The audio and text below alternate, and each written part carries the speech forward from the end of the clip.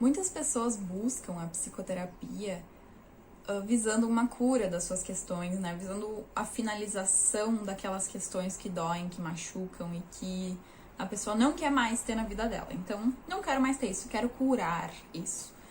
Por que na minha visão terapêutica não existe a cura? Primeiro, a visão de cura parece que tem um sujeito ideal que a gente tem que ser, né? Como se fosse um modelo de uma pessoa perfeita. E essa pessoa perfeita, geralmente, o que ela é? Ela é adaptada ao ambiente, 100%.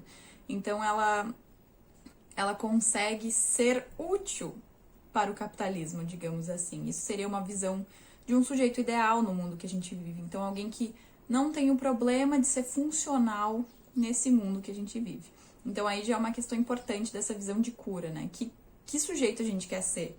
Existe um modelo, então, de uma pessoa perfeita.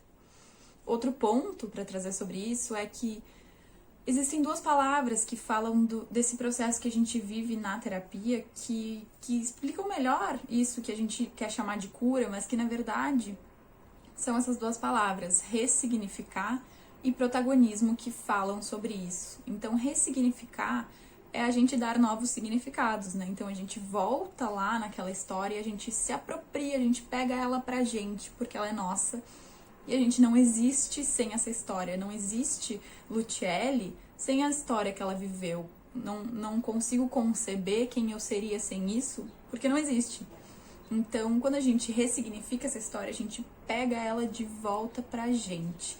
E a gente conta ela com as nossas próprias palavras.